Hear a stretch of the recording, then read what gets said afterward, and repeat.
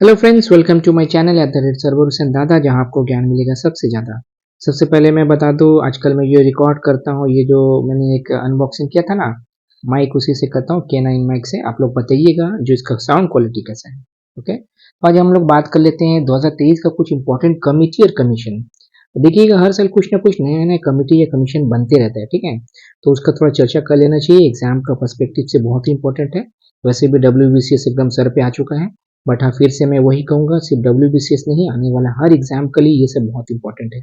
और एक चीज इंपॉर्टेंट बात, जो लोग देख रहे हैं उसको बहुत बहुत शुक्रिया, बट जो लोग नहीं देख रहे हैं उन लोग से रिक्वेस्ट है, अगर आप नहीं भी देखते हैं तो ये जो टॉपिक है उसको देखिए और जाके कहीं से भी पढ़िए, PDF से पढ़िए या कोई भी दूसरा चैनल से, मगर जरूर देख के जाइएगा, ठीक है। ये सब बहुत इंपॉर्टेंट इंपॉर्टेंट है। इतना साल का जो 12-13 साल का एक्सपीरियंस है उसका तहत मैं बता रहा हूँ। ओके, तो आइए जो कुछ कमेटी कमीशन के बारे में देख लेते हैं। हाँ, आप लोग को पता है मणिपुर में इसी साल का स्टार्टिंग में ही दो संप्रदाय के बीच में झगड़ा हुआ था।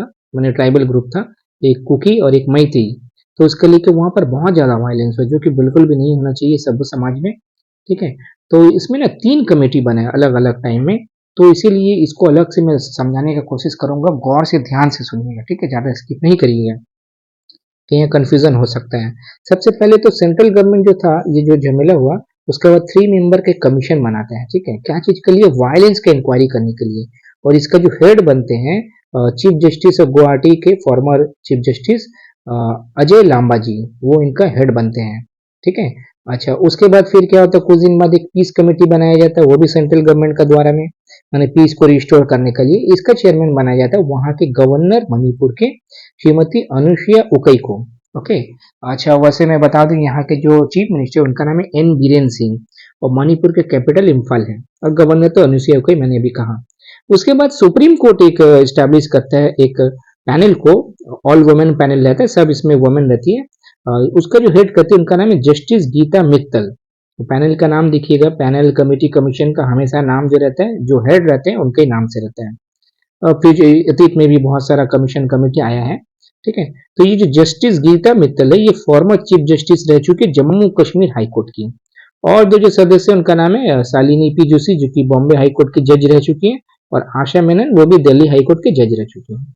और ये जो गीता मित्तल पैनल बना है, इसका मेन काम क्या है? ये मॉनिटर करेगा रिलीफ और रिहेबिलिटेशन एफर्ट मणिपुर में।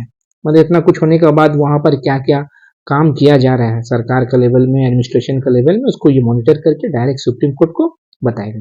ओके, तो ये 3 इंपॉर्टेंट था मणिपुर के पर्सपेक्टिव से। अब आते हैं कृष्णा स्वामी विजय राघवन कमेटी। ये फॉर्मर प्रिंसिपल साइंटिफिक एडवाइजर रह चुके हैं इंडिया के, ठीक है। और अभी प्रिंसिपल साइंटिफिक एडवाइजर कौन है इंडिया के? अजय कुमार सूद। और ये पहला कौन बने थे? फर्स्ट, जी हाँ, APJ अब्दुल कलाम जी, जो कि अटल बिहारी वाजपेयी का टाइम में ये बने थे। और ये जो अभी मैंने कहा कृष्ण स्वामी विजय राघवन कमेटी, ये किस लिए बनाया गया? ये DRDO का फंक्शन, मतलब उसका कामकाज को रिव्यू करने के लिए बनाया गया। DRDO क्या है? ये defence research and development organisation है, जो कि मिनिस्ट्री ऑफ डिफेंस के अंदर में आता है। अब मिनिस्ट्री ऑफ डिफेंस का मिनिस्टर कौन है? जी हाँ, राजनाथ सिंह जी, जो हमेशा कड़ी निंदा करते रहते हैं। और ये DRDO बना है 1958, इसका हेडक्वार्टर दिल्ली में है। और मौजूदा जो चेयरमैन है उनका नाम है शमीर V कामत, याद रखिएगा। और एक बात मैं बता दूं, 2011 में तो मेरा ज्वाइन किए थे, जो जॉब अभी मैं कर रहा हूँ। 2012 में मैं DRDO का ना सेप्टन एग्जाम होता है, CEPTAM, आप लोग को बहुतों को मालूम होगा। तो वो मैंने क्वालिफाई भी किया था, बट फिर उसका जो इंटरव्यू था ना, वो राजस्थान में था, तो मैं गया नहीं। तब तक तो मेरा यहाँ पर हो ही गया था। ओके। उसके बाद फिर अब मैं दूसरा एक कमेटी है उसका बारे में बात कर लेता हूँ। गवर्नमेंट ने, अभी आप लोग को मालूम होगा, बहुत ज्यादा चर्चा में रहता है वन नेशन वन इलेक्शन, यानी कि एक नेशन में सिर्फ एक ही इलेक्शन होना चाहिए।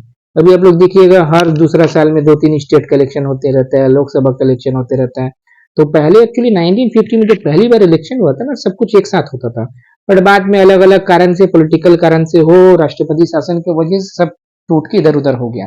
तो वही कराने के लिए फिर से गवर्नमेंट एक पैनल बनाया है, हाई लेवल कमेटी बनाया है, ठीक है। तो इसमें 8 मेंबर शामिल है। इसका चेयरमैन कौन बने? रामनाथ कोविंद जी, जो कि फॉर्मर प्रेसिडेंट, यानी कि अभी जो प्रेसिडेंट है उससे पहले यही थे, 14 प्रेसिडेंट।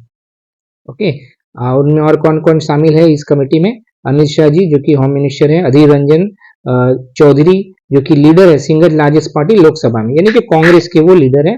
और सबसे इंपॉर्टेंट बात, ये हमारे पश्चिम बंगाल से बिलोंग करते हैं। पश्चिम बंगाल मुर्शिदाबाद का जो बहरमपुर है, वहीं से ये एमपी भी है। आपको इंटरव्यू में भी पूछा जा सकता है। ओके, तो गुलाम नबी आजाद जी इसमें हैं, जो कि farmer leader of opposition party थे राज्यसभा में। उससे पहले तो चीफ मिनिस्टर भी रह चुके हैं वो जम्मू कश्मीर के। अच्छा, एन के सिंह भी है, former chairman of finance commission, जो कि 15 फाइनेंस कमीशन के चेयरमैन थे। हरीश साल्वे जी सीनियर एडवोकेट है। Subhash ji Kashyap former Lok Sabha secretary general, और संजय कोठारी जो कि फॉर्मर सीवीसी है, यानी कि सेंट्रल विजिलेंस कमिश्नर। तो इतना बढ़िया बढ़िया आदमी लोग को लेके ये कमेटी बना है, और माना जा रहा है 2029 का जो इलेक्शन है वहां पर वन नेशन वन इलेक्शन देखा जा सकता है। अच्छा, और एक इम्पोर्टेंट कमेटी बना सापरे कमेटी, जो कि अभय मनोहर सापरे जी रिटायर्ड जज थे। सुप्रीम कोर्ट ने बनाई ये कमेटी, और ये किस चीज से लिखा जुड़ा हुआ था मालूम है? आपने देखा ही होगा, स्टार्टिंग में ही साल का अदानी हिंडनबर्ग बोल के एक कंपनी है, research company, New York city base, यानी कि यूएस का।